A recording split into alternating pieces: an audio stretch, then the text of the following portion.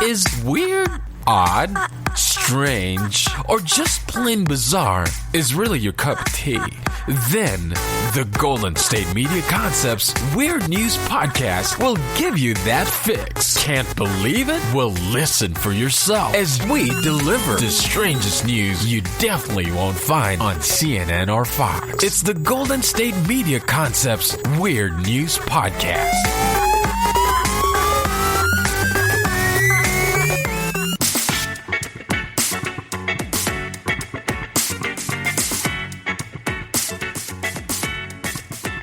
Thank you for tuning in to the GSMC Weird News Podcast, brought to you by the GSMC Podcast Network. I'm your host, Moog. Hello, all you weirdos. How was your week, everybody? Mine was a mix of absolutely awesome and absolutely awful. How about you? I did a lot of fun stuff this weekend and this week, and I did a lot of terrible things this week, such as my dog, Theodore Santorini Foxcat III. This is awful. Don't hate me. Don't hate mail me. He got his foot stuck in an escalator. Yes, he did. It was awful. He was screaming. I had to rip it out of there. It was awful. We went to the vet. Infected. Oh, the poor little boy. He's so sweet. But not right now. Right now, he is very bitey. Very, very bitey. So it was awful. A million good things could happen in a week. And if your dog gets hurt, it's pretty much on the top of your mind that your dog is not okay. So send out the good vibes to Theodore Foxcat. He needs love. He needs about 25 mothers right now to just like kiss and hug him all day while he gets to bite them because you're getting too close to his very hurt paw. Anyone out there saying, why is your dog on an escalator? That's not okay. Because he's a being and beings go up escalators. I go up an escalator, kids go up an escalator, and dogs go up an escalator. And that's just how life works. And he's been up 100 escalators. He really has been up many, many escalators. He's good at it. We practiced together. He learned how to do it. And he just looked back at me at the wrong second. And it was absolutely terrifying and heartbreaking. Send him some love, everybody. So let's talk about the show. What are we talking about today? We're talking about RICE. Does everyone know what RICE is? It's the sports injury approach, rest, ice, compression, elevation, right? We're going to talk about RICE and how it is no longer the preferred method, which is kind of big news. Of course, we're going to do some Let Me Google That for you with my Australian Google assistant. We're going to touch on the media tsunami that happened actually a few years now. Of course, we're going to do tic-tac-toe, my favorite thing to do. And you are going to get the special treat of an ASMR. I won't even tell you what it is. You have to stay tuned. What's it going to be? And I'm very excited to talk about Zora Neale Hurston, a very interesting contributor to the history we have about, about Southern Black life, oral history, folklore, traditions. Without her, we would probably not have all of that information. But we're going to hear about that later. Finally, we're going to talk about not Florida man, not Florida woman, but all American crime ranked by state. If you want to know where your state stands, I'm here for you, babies. Weirdos. I don't know if we'll get through all 50 states, but stick around. We're going to have a great show. And let us begin with RICE. RICE is overdue for an update. First sprain an ankle or pulled a muscle, you know this. Rest, ice, compress, elevate. It's old and another example of something that became popular before there was good evidence to support it. Here's an update that I really like from the British Journal of Sports Medicine. Peace. Love. Starting with peace, we have protection. I want to minimize rest, but it's okay to chill out the first couple days. You do that while you rest, probably not super. Anti-inflammatories. This is good. Inflammation is a normal part of healing. Non-steroidal anti-inflammatories come with risks. Depression, I'm not a fan of tape, but you can if you want early on. Educate. Full pause. I need to educate you guys that passive stuff like hands-on treatment, acupuncture, electrotherapy, they're not very effective compared to active treatments. Counterproductive and make you think you guys need to be fixed. Silly treatments is a magic cure. Now, starting with load, gradually guide you back to normal activity. Which we can help with by giving accurate explanations about pain. Vascularization, cardio is a good approach in this stage. Exercise to train the qualities that you need to return to sport. Follow me for evidence-based content. Ooh, evidence-based content. Yes, please. So I did my due diligence and I looked up what he was talking about in the British Journal of Sports Medicine. So I have that information right here. There's an infographic called Peace and Love, and he described what all the letters stand for instead of RICE. PEACE. You can spell out peace and love. You can do it. And yeah, I'm looking at that, and yes, this is the new thing. But I can't imagine pulling a muscle or, getting a bruise. I can't imagine being able to convince myself not to ice it. I'm just so brainwashed. So I don't know if I'm going to be able to convince myself. Even recently, when I had a small injury, I was like, I heard you're not supposed to ice it. I heard you're not. But I couldn't help myself. Apparently, icing it delays healing. I'll get into what the British Journal of Medicine has to say. Rehabilitation of soft tissue injuries can be complex. Over the years, acronyms guiding their management have evolved from ICE to RICE, then on to PRICE and POLICE. Or should we say POLICE? Why not? Although widely known, these previous acronyms focus on acute management, unfortunately ignoring subacute and chronic stages of tissue healing. Our contemporary acronyms encompass the rehabilitation continuum from immediate care, PEACE, to subsequent management, love, peace and love. The important part is it says, while anti-inflammatories show benefits on pain and function, our acronyms flag their potential harmful effects on optimal tissue repair. We suggest that they may not be included in the standard management of soft tissue injuries. So all news to, I think most people listening will be like me and 1, believe it, 2, not want to, and 3, keep icing their injury. I think that's what's going to happen. So immediately after injury, do no harm and let P guide your approach. P is for protect, unload, or restrict movement 1 to 3 days to minimize bleeding. Prevent distension of injured fibers and reduce the risk of aggravating the injury. Rest should be minimized as prolonged rest can compromise tissue strength and quality. Pain signals should guide the cessation of protection. Okay, so pain signals should lead you. Almost like Mother Nature designed us to listen to our pain signals. E is for elevate. A is avoid anti-inflammatory modalities. The various phases of inflammation help repair damaged soft tissues. So inhibiting inflammation using medications may negatively affect long-term tissue healing, especially when higher doses are used. So when they say inhibiting using medications, I believe they're saying NSAID. I believe that would be aspirin. Hey Google, is aspirin an NSAID? On the website versusarthritis.org, they say, aspirin is one of a group of drugs called non-steroidal anti-inflammatory drugs. Hey Google, is ibuprofen an NSAID? On the website versusarthritis.org, they say, ibuprofen is one of a group of drugs called non-steroidal anti-inflammatory drugs. Okay, so both aspirin and ibuprofen are NSAIDs. I'm a genius. And so is my Google Assistant. I mean, I'm not trying to show off, but I do have an assistant. Let's keep going with rice, and specifically the ice part. This is from British Journal again.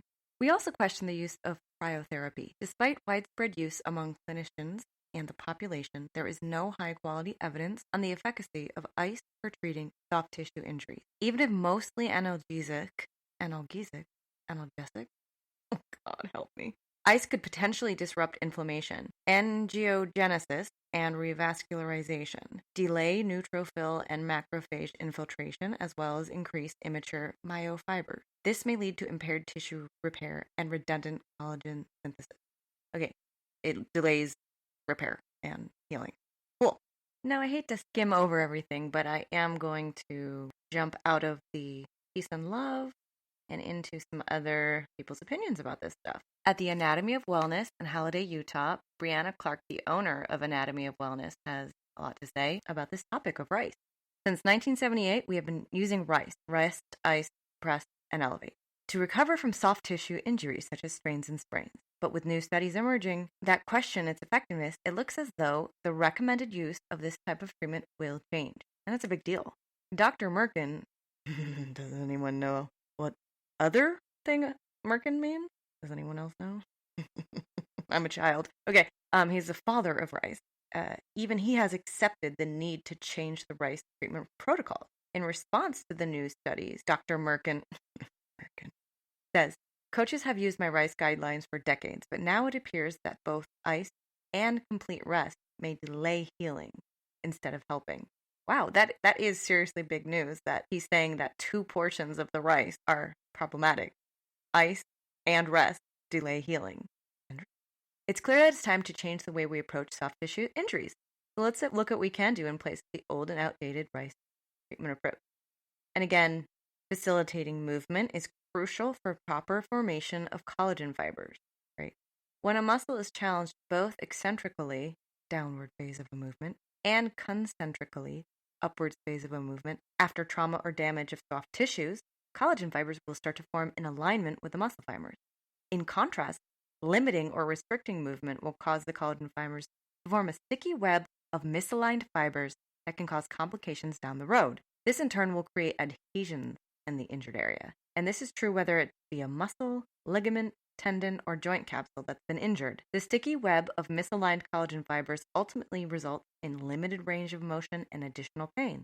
Therefore, movement should be reintroduced to an injured area of the body as soon as possible. However, this advice needs to be implemented with common sense. If movement will greatly increase the risk of re-injury or aggravation of the injury, then don't do it.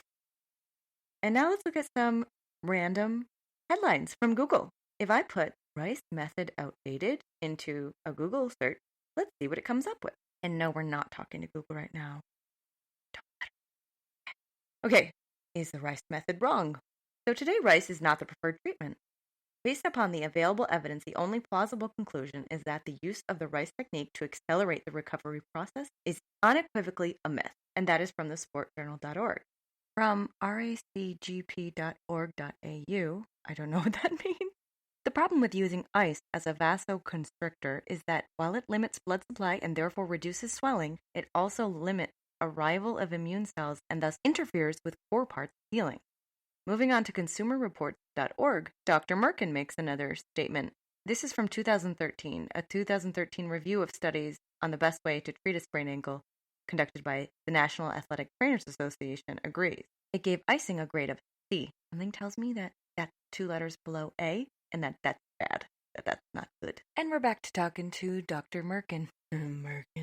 Dr. Merkin now recommends skipping ice altogether unless the pain you're experiencing is unbearable. If that's the case, apply ice packs only 2 or 3 times total for 15 to 20 minutes at a time, with at least an hour in between.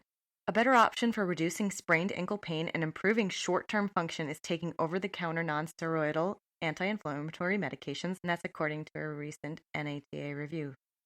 And I don't know what that means. We can ask Google. Where's Google? Oh. Hey Google, what does NATA stand for? National Athletic Trainers Association. I'm laughing at myself because I literally just said that like 2 minutes ago. And oh God, I'm losing my mind. Oh my God. Why? So yeah, the crazy thing is that this is not news. This is from like 2013. We should all know this already, but I feel like we don't. Do we? Do we know this? Are high school kids icing their injuries at the direction of their coaches? Is Simone Biles out there icing her injuries? I need answers. Simone, if you're listening, reach out to us. GSMC, Weird News. We need answers. You're the only one that can help us. Well, Serena Williams can help. A lot of people can probably help us. But I just really need it to be Simone. Okay, long story short, we're not doing rice anymore, people. We're not doing it. Well, oh my God, I don't think I can convince myself to not ice. I don't think I can. Somebody help me. I'm not using logic. Well, we did it. We learned all about rice. Stick around. We're going to talk about meteor tsunamis, TikTok show, and a little ASMR.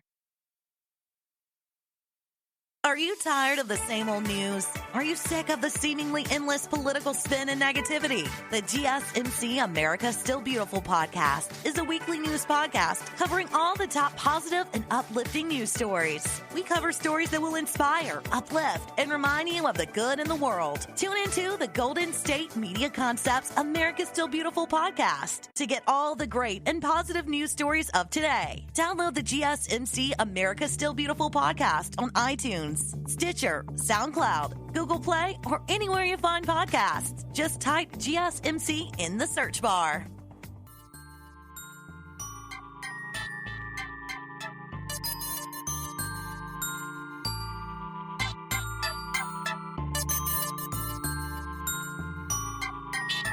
And welcome back. Thanks for debunking rice with me. I think we did it. I think just you and me alone, the weirdos together, united, have personally debunked the Rice method. The Rice method. There's a name for that when you switch the endings of words. What is the name? Does anyone know the name of that?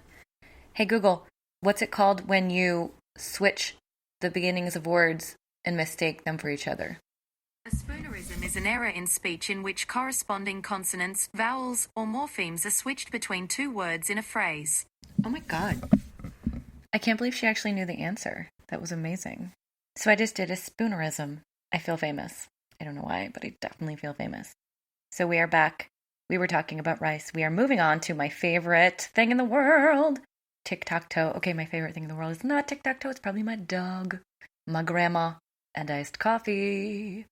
Also, the freedom to drive wherever I want, whenever I want, and to have my own apartment. All these things not possible for women until, the past 100 years, the past 50 years in some cases, and in other countries, the past 2 years. Oh my god, I'm getting off course. We are going to do some tic-tac-toe.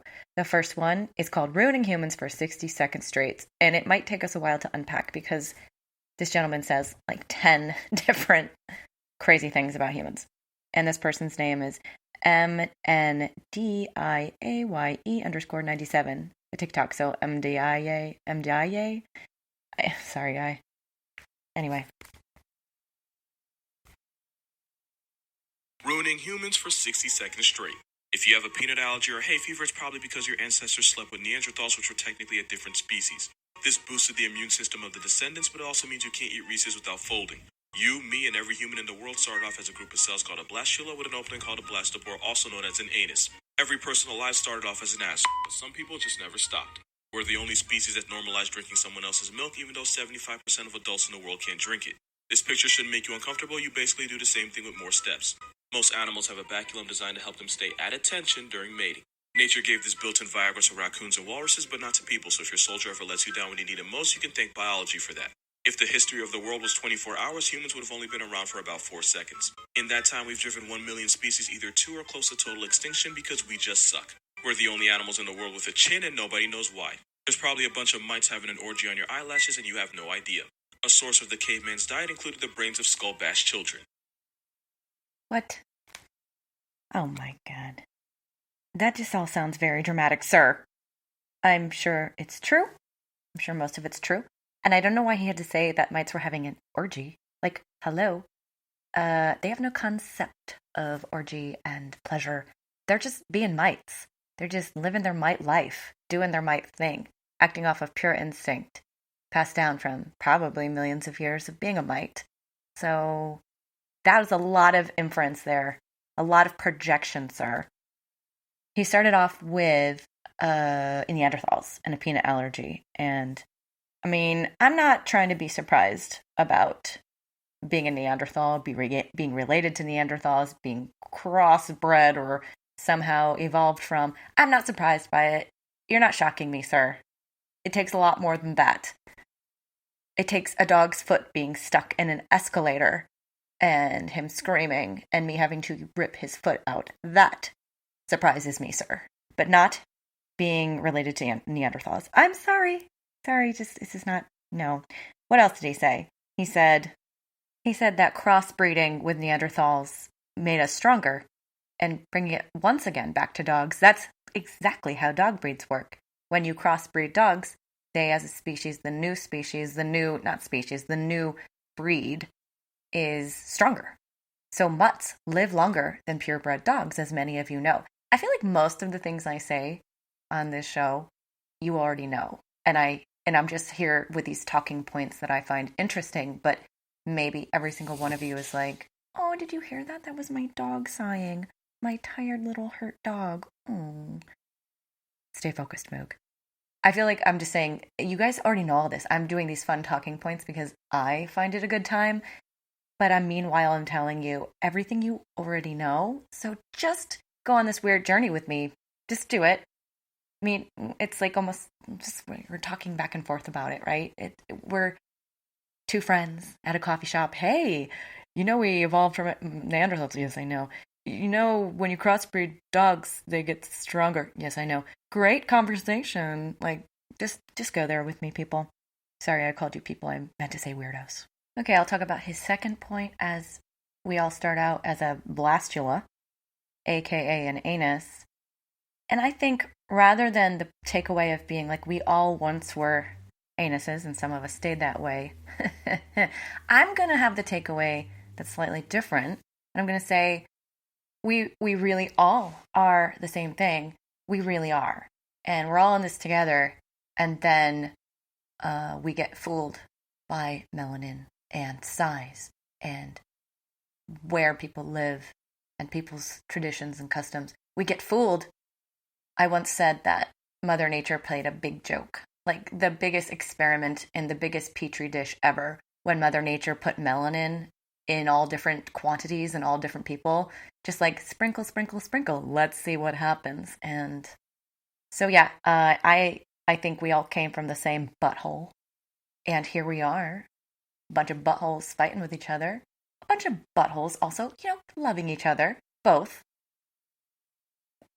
Yeah. It's come to that point in the show where I'm calling us all a bunch of buttholes. And I know I'm allowed to say that word, so I'm just going to stick with it.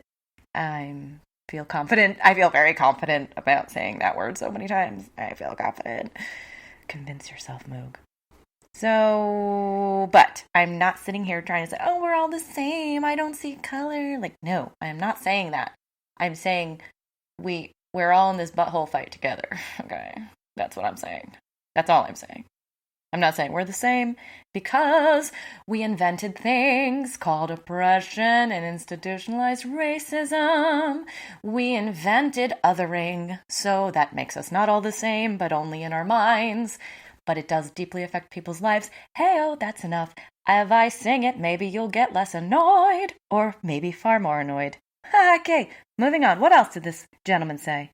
The whole drinking other people's milk thing. I mean, the audacity. Who do we think we are? We just see a cow and a goat and a chipmunk and we go, hey, give me your milk. And they're like, excuse me, I need it. And we're like, too bad, I need cheese.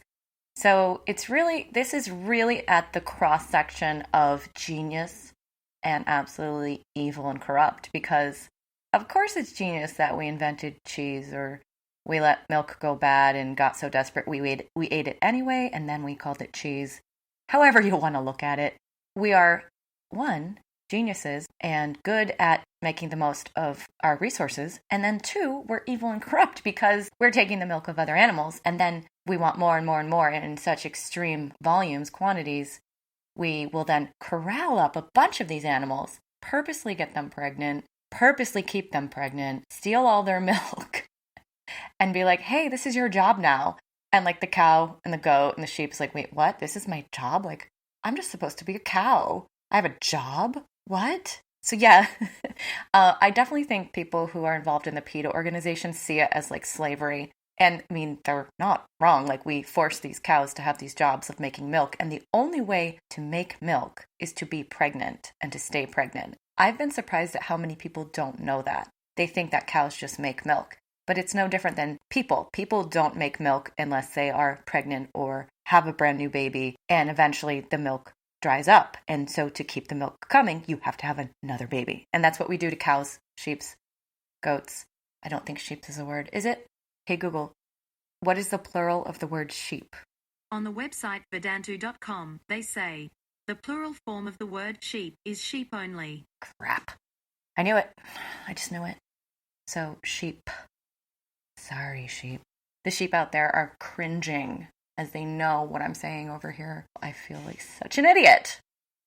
Do you guys hear my dog sighing? He has an injury, so he's just next to me cuddling, and he's just had enough of it. I'm not sitting here trying to say anything bad about dairy farmers, because you know what? I have an uncle who's a dairy farmer, my dear Uncle Joe. Everyone in the world has an Uncle Joe. This I've heard. I think there's studies to prove it, like probably Harvard-level studies, probably like World Health Organization studies to prove that everyone has an Uncle Joe. If you don't have an Uncle Joe, you don't exist. Fact. So my Uncle Joe is a dairy farmer, and of course I support him. You know, every farmer is different. Some farmers take wonderful care of their animals. Some animals never go outside. And if I had to have an opinion. My Uncle Joe does the literal, absolute best possible version of farming you could do. It's organic. They're outside all the time. They are fed well. They're taken care of. They're warm in the winter. The point of this conversation was that, are we enslaving cows? In a way we are, because we're forcing them to do a job they didn't ask for. We're forcing them to stay pregnant just so we can drink their milk. This got deep, you guys. This got deep. Meanwhile, Mdaye was just trying to be fun. Or maybe he was. Maybe he was trying to get the conversation flowing. So thank you, sir. The next thing he brings up is a vacuum to stay at attention during mating or just during fun. And if I were you gentlemen, I would have a bone to pick. Get it? A bone to pick with our creator, Mother Nature herself.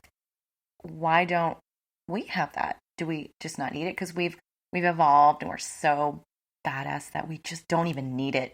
She's like, here, you're going to do it with blood flow alone. I'm going to help you do that. Maybe. I don't know. I don't know how to feel about this. It doesn't pertain to my body.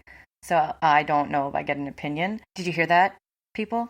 If it doesn't pertain to your body, maybe you don't get an opinion. Wild, radical idea. I guess the one downside is once your loved one passes, you don't get to have some sort of memory bone of their bone. You know what I mean? So that would be a really special memory bone to have. I can see someone like Angelina Jolie like wearing it around her neck. Although I'm dating myself because Angelina Jolie hasn't acted foolish like that for literally about 20 years. Behave yourself, Moog. He talked about we've been around for 4 seconds in relation to the history of the Earth. That Earth has been. We've been here for 4 seconds. And he says how much damage we've done. Apparently 1 to 2 million species we have driven to extinction or close to extinction. High five, we're doing it. Look at us go. Pretty soon we'll be the only ones left. And then where will we get our milk? Ooh, I know, we'll make women make our milk and we'll make like woman milk cheese. That would be really special. I can't wait. Who's with me? Let's do it. Get rid of all of the animals and just eat each other. I do not represent the views of GSMC. Okay? Thank you. So why are we the only animals in the world with a chin? And what even constitutes a chin? I mean, when I think of a deer, when I think of my dog, like the bottom of his jaw has a little nubby nub. And is that not a chin? Hey Google, what constitutes a chin? On the website merriam-webster.com, they say, 1. The lower portion of the face lying below the lower lip and including the prominence of the lower jaw. 2. The surface beneath or between the branches of the lower jaw. What? So it's like a jaw plus. I don't get it. I mean, obviously I know what a chin is, but I don't understand the specific requirements, I suppose. Hey Google, why are humans the only species on Earth with a chin? On the website bbc.com, they say, put simply, our chin is the protrusion of the bone that appears below the front wall of the human mandible. No other animals have chins. Chimpanzee and ape jaws slant inwards, for instance. So clearly I don't know what a chin is.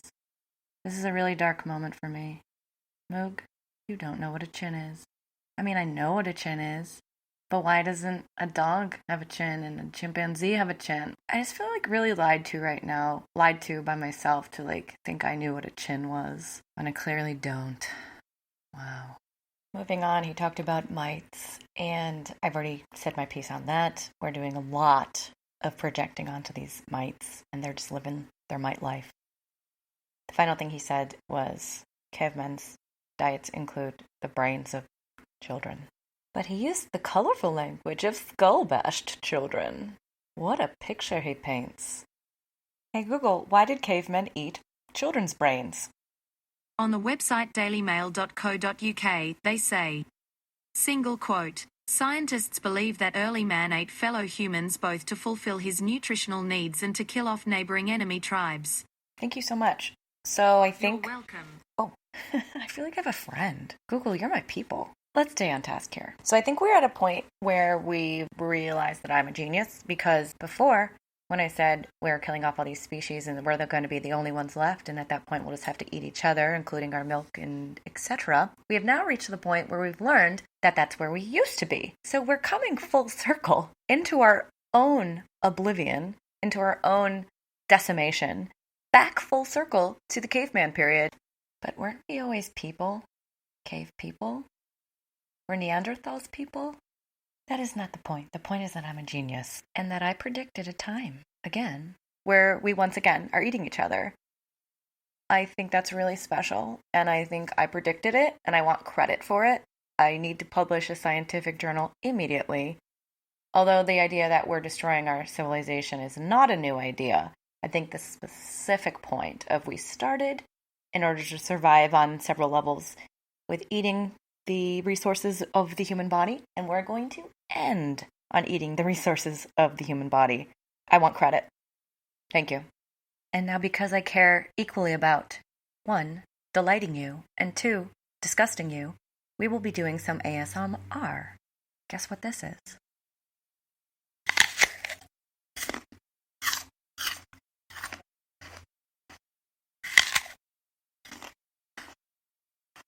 That was an apple. You're welcome. Stick around, we'll be right back, and we'll be talking about Zora Neale Hurston. The GSMC Life and Happiness podcast takes you on a journey of exploration. We'll discuss tried and true methods alongside the latest trends of how to best live your life to its fullest and happiest. From psychology to meditation, science to self-help books, the GSMC Life and Happiness podcast will help you to discover what makes you happy and how you can live life being the best you possible. Download the GSMC Life and Happiness podcast on iTunes, Stitcher, SoundCloud, Google Play, or anywhere you find podcasts. Just type GSMC in the search bar.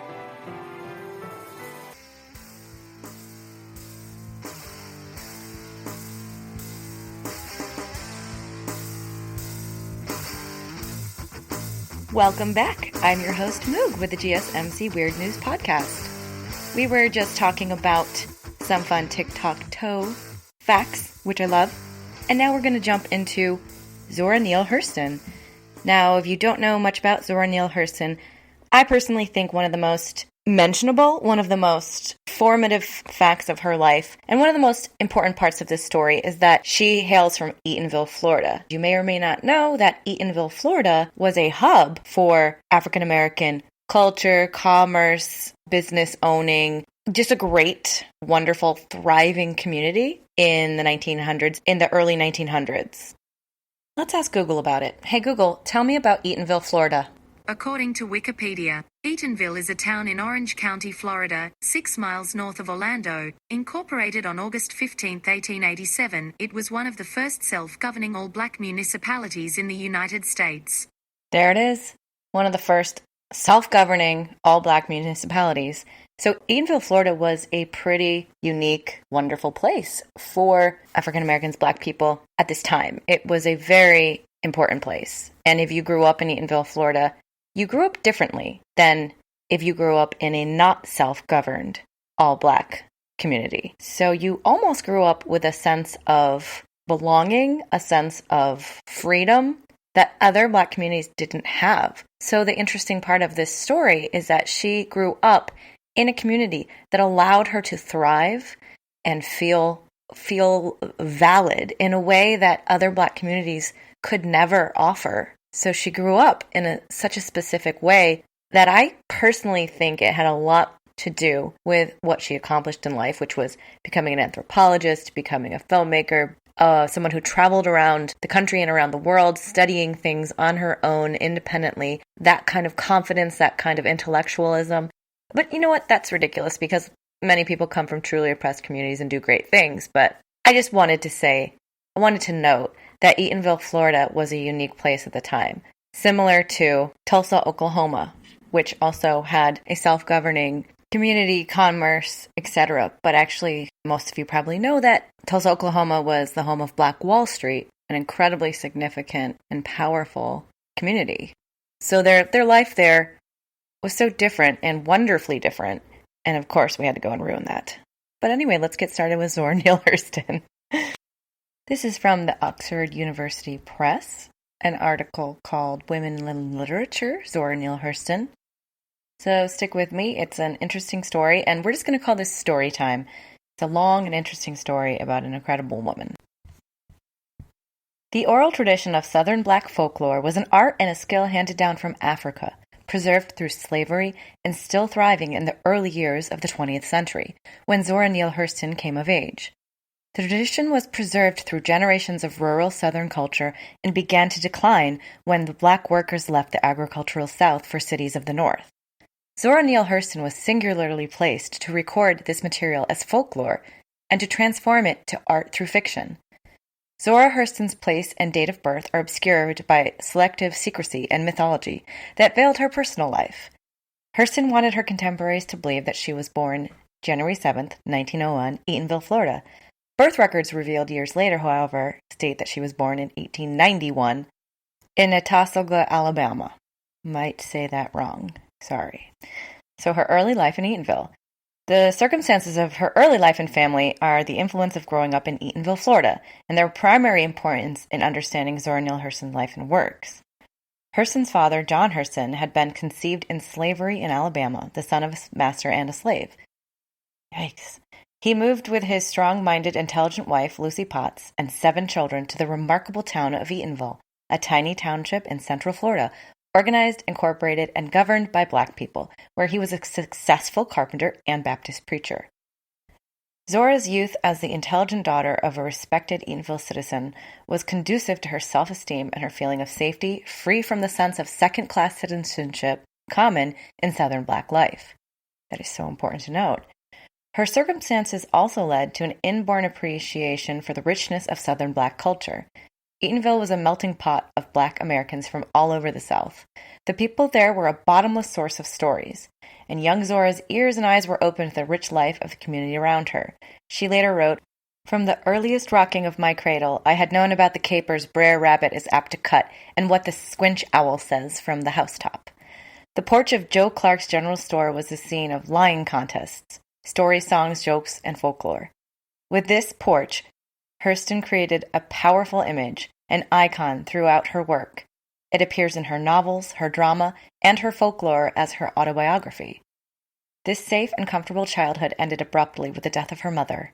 Hurston wrote the moving deathbed scene in her autobiography Dust Tracks on a Road in 1942, and her autobiographical novel Jonah's Gourdvine in 1934. Hurston's father remarried in haste, but his new wife did not want his children and the siblings dispersed to relatives and boarding schools. Yikes. Talk about evil stepmom. I've had a few. Okay? No, literally, I've actually had a few.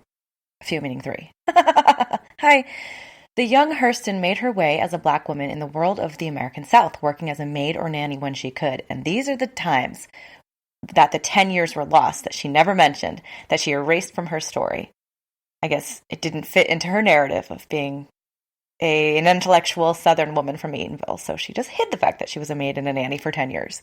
So no doubt these were the years when she learned the traits of survival and self-sufficiency. She emerged as a lady's maid and helper with a touring Gilbert and Sullivan troupe. Hurston was able to return to school in Baltimore, attending Morgan Academy and graduating in 1918. She went on to Howard University, always working her way through school with odd jobs. She blossomed at Howard and published her first story in the literary magazine Stylus. That was her college's magazine in 1921. In 1924, Hurston published her story Drenched in Light in Opportunity magazine. It's a thinly disguised autobiography and a story about a joyful child in Eatonville. The message is that the young protagonist is poor and black, but drenched in light of family, community, and culture. The story is a statement of affirmation, written by a woman who has pondered her identity and origins. Now let's talk about the Harlem Renaissance. The following year, Hurston submitted a story, Spunk, and a play, Color Struck, to Opportunity's literary contest. Both won prizes. The Opportunity Awards dinner, a showcase for young black talent attended by Literary New York, was Hurston's entree to the Harlem Renaissance. The vibrant, confident young woman with the unusual background and stories was noticed. Annie Nathan Meyer, a founder of Barnard College, obtained a scholarship for Hurston. Fannie Hurst, a popular writer, gave her a job as a secretary and companion. Oh, come on. Secretary and companion. What if she were white or a man? Doing the exact same accomplishments. Do you think she would be taken on as a secretary? Come on. I digress. Hurston continued to write and publish short stories and plays with Eatonville as her subject. The Eatonville material was compelling and matchless in its place in history and culture, and Hurston had an eye and ear for her subject, along with a conviction of the importance of her message. She had not, however, yet found her genre or her voice. She was still struggling with her craft and her perspective. The Harlem Renaissance was a period of fertile flowering of black art, music, and voice in the 1920s and 30s.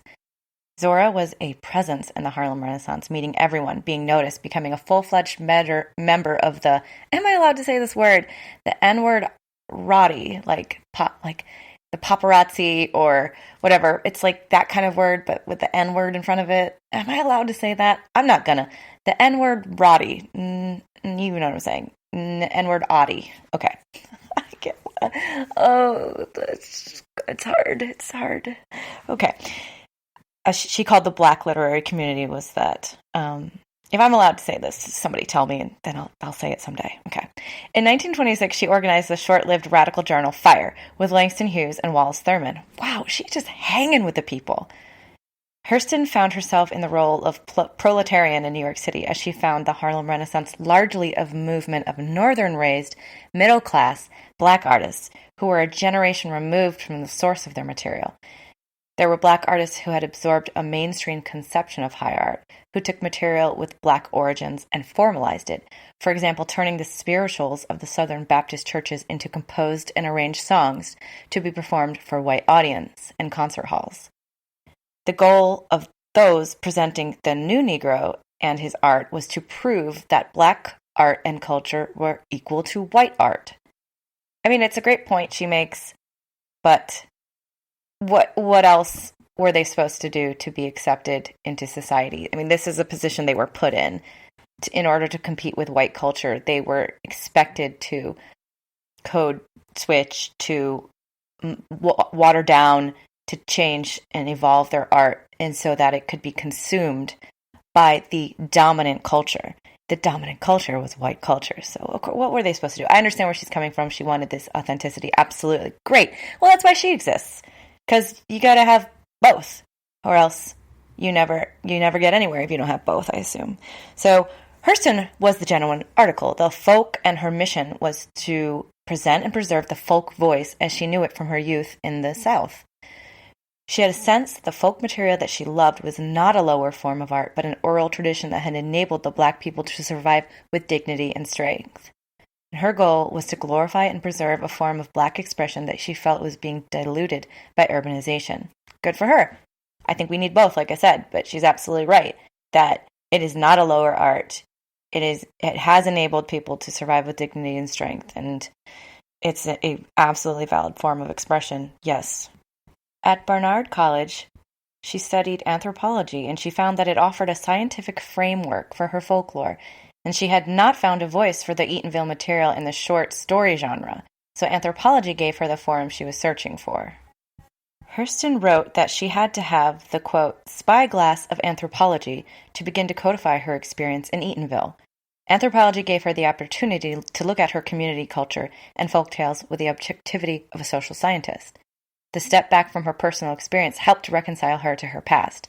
Soon Hurston was doing field work in Harlem, and she was given a grant to collect folklore in Florida. The folklore previously collected by white researchers were often influenced by stereotypes and misconceptions of the black personality and experience. So Hurston was unique, a black scholar and social scientist with a deep understanding of a culture she would study. The first folklore collecting trip was not successful, and she later wrote that people were suspicious of her Barnard manner and told her only what they wanted her to hear. So she returned and admitted to her disappointing results. Her professor was not surprised because the cocky, confident Zora needed to learn from failure at this point in her career. I think it's interesting that she grew up in this culture, she was immersed in this culture, she gets educated and she goes back, and they're like, oh, we don't trust you anymore. Even though she grew up in the culture. So it's almost interesting to me that she had to study it so hard. Of course, she's not around every single nook and cranny of this culture growing up in it. But it is interesting to me that she had to go searching for it, didn't already know it if she grew up in it. I think I'm being ignorant. Okay, yes, it's official. I'm being ignorant. I mean, I grew up in Connecticut. I grew up around Democrats. I grew up around Stonewalls. I don't know everything about Stonewalls. I would literally have to go and research stone walls. So what am I talking about? Of course, she doesn't know everything about everything. Moog, Get it together. So we're kind of running out of time, and I do want to get to all these fun facts of her life. She did come across a patron, Mrs. Mason, who paid her $200 a month to basically be her patron, be her, what is it called in the Renaissance when you have someone who supports you? She was playing that role for her, and she played that role for many years, which eventually became constricting to Zora. Maybe the word is benefactor, could it be? So Mrs. Mason gave her $200 in a car, and she got to go and record tales, songs, games, customs, voodoo rituals of rural Southern Black Americans. She had learned from her first expedition, so she would need the patience and imagination to live as part of the community, not as an outsider doing research. So she created a fiction that she was a bootlegger's girlfriend running from the law, and she was welcomed into the lumber and railroad work camps where she kept her ears open, took notes. Her Florida work ended when she was nearly knifed at a juke joint by a woman jealous of Zora's attention from men. Yikes. She went on to New Orleans, to collect voodoo practices and rituals, becoming an initiate under several practitioners. And for me, this is the most important part of Zora Neale Hurston's story. The years spent collecting in the South under Mrs. Mason's patronage was pivotal for Hurston. The financial support was liberating, and her collecting was so fertile that she drew on the material from this trip for the rest of her life. She was one of the first people ever to find the link between African American and Afro Caribbean culture, and to document it. She spent some time in Nassau in the Bahamas, but like I said earlier, she was beginning to chafe at the restrictions of her benefactor, and she wanted some new independent projects. Mrs. Mason contended the contract was not fulfilled until the folklore material was published, but unfortunately, Mrs. Mason held the title to the material, so all of this craziness happened. Basically, Mrs. Mason held it over her head and did not let her publish her findings. Her lifelong findings, the things she had been traveling and writing and pursuing for years, she was not able to publish, so she had to find a workaround, essentially. And what was that workaround, you ask? I've just realized that this story is taking so long to tell you that I'm going to have to do a part 2 next week, which I'm excited about. Zora Neale Hurston was legit. She was a force. She was incredible. Everything we know today about so many parts of Black culture and history are because of her alone. We're just lucky that people feel compelled to study certain things so that now we know about them. What if this one woman was not compelled to learn about this, to study this? What if we're going to continue this next week with a part 2? Because frankly, it's just taking too long. But I'm excited about it, and hopefully you'll join me next week. We're going to take a break, but when we come back, we're going to move on to American crime ranked by state. Where does your state stack up? We'll be back. Tired of searching the vast jungle of podcasts? Now listen close and hear this out. There's a podcast network that covers just about everything that you've been searching. Hey! The Golden State Media Concepts Podcast Network is here. Nothing less than a podcast bliss with endless hours of podcast coverage. From news, sports, music, fashion, cooking, entertainment, fantasy, football, and so much more. So stop lurking around and go straight out to the Golden State Media Concepts Podcast Network. Guaranteed to fill that podcast itch. Whatever it may be. Visit us at www.gsmcpodcast.com. Follow us on Facebook and Twitter, and download us on iTunes, SoundCloud, and Google Play.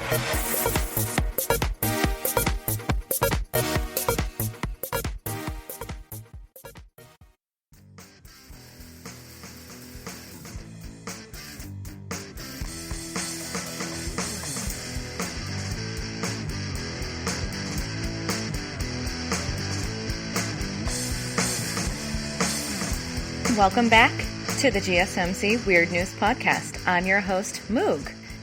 Now, we haven't talked about how to find us. How are you going to find us? Because obviously you want to follow us and get all our great information, become my best friend, and get weird together.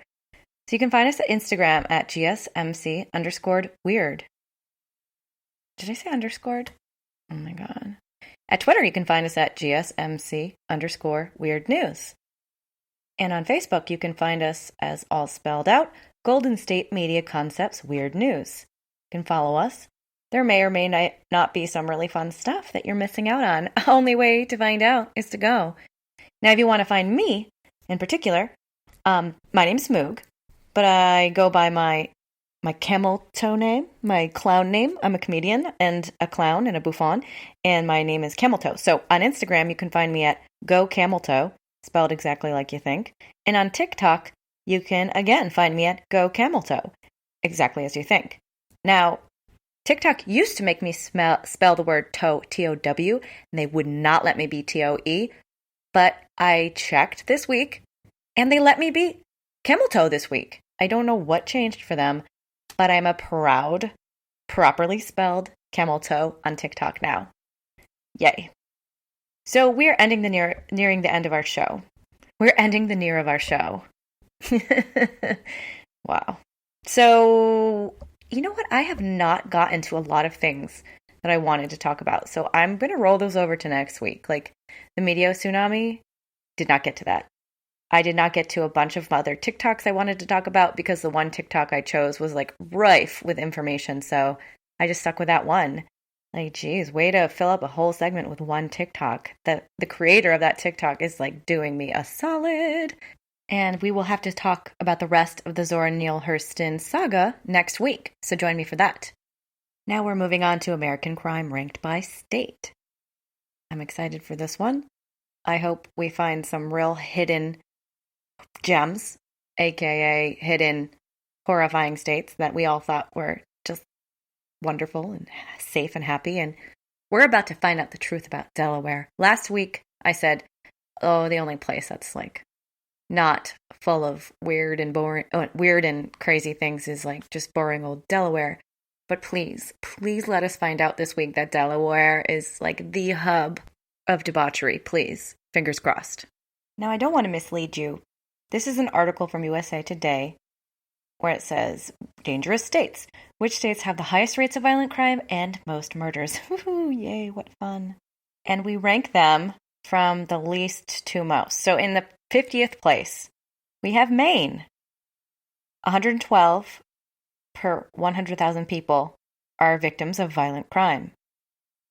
It's funny because it has different ratings for everything, like murders, imprisonment, and poverty. Most dangerous city is Augusta, but the poverty rate is the 19th lowest, but the violent crime rate is the 50th place in the standing. The total murders is the 7th lowest, which I guess that means does that mean it's in 43rd place? So for violent crime, it's in 50th place, and for murders, it's in 43rd place. I believe that's what that means. So between 2017 and 2018, the number of violent crimes in Maine fell by 6.8%. And apparently violent crimes is a designation comprised of aggravated assault, robbery, trigger warning, rape, and murder. And that was like not how trigger warnings work at all. I apologize. So that's what it is. So the 50th is Maine. The 49th, I find this not surprising at all, is Vermont. 172 per 100,000 people. And they are the 40th in murders. So that means 10 states have less murders. And they are the 16th lowest in poverty. So that means they're in the, 34th place, I think. I could be doing this completely wrong, and I could be not following this at all. So if they say the poverty rate is the 16th lowest, in my mind, that means they're ranked 34th. Because I'm just doing the math on 50 states, right? Am I right? Am I wrong? Anyone wanna find us on Instagram or Twitter or Facebook and just like tell me some stuff? That'd be great. So, all right. Vermont, now that holds a dear place in my heart because that's really where I'm from. I grew up in Connecticut, but my whole entire family, except for one small branch of the tree that lives in Australia, they're all from Vermont, pretty much all of them. And there's like 30 of them, and they're great. And I just love Vermont. The most dangerous city is Rutland. That comes as no surprise to me whatsoever because it is a weird little pocket of naughtiness in Vermont. Vermont is one of only 3 states to report fewer than 200 violent crimes for every 100,000 people. And all of the 3 states to who can report that are all in New England. I grew up in New England. Do I feel proud? Do I feel lucky? I think the correct word here is luck, because I was just born there. I wasn't special. I just got born. So I don't think I can be proud about that. But I can be lucky and grateful. Now in 48th state, are you guys going to hear your state? I want to go through all of them. New Hampshire. Again, so Maine, Vermont, and New Hampshire. That is no surprise at all to me. I mean, I guess it's a little bit of a surprise because when I think of places like Missouri, Montana, I think of like not very many people, like not heavily populated. You know, the state of Maine has under 1 million people for the entire population of the state. Isn't that surprising? So, yeah, that's just ignorance to think like, oh, a place like Missouri is just like a bunch of cowboys roping cattle and just making campfires and kissing their wives, just being good old boys. I don't know. That's definitely not what it's like, but don't tell me that. I don't actually want to know things. I want to live in my own world because I'm a person. That's how we all are. Hey, Google, is Maine in New England? The region is made up of 6 unique U.S. states: Connecticut, Maine, Massachusetts, New Hampshire, Rhode Island, and Vermont. New Hampshire. Perfect. I thought Maine was in New England. Hey, Google, cancel. Oh my God. The drama. Are we in a fight? Hey, Google, cancel. Thank you. All right, canceled. Yeah, it's about time. You know, Google, you don't need to tell me, all right, canceled. You can just be quiet. Her light went on when I did that, and she was like thinking. And I think she like really heard what I was saying, and she's like, oh, oops. Okay, girl. That's what I want to think anyway. That's right. Y'all be quiet now, Google. Shh. We're moving on to 47th place, which is Virginia. If I forgot other places, oh well, here we are at Virginia. Virginia is the only state outside of New England to rank among the 5 safest in the country.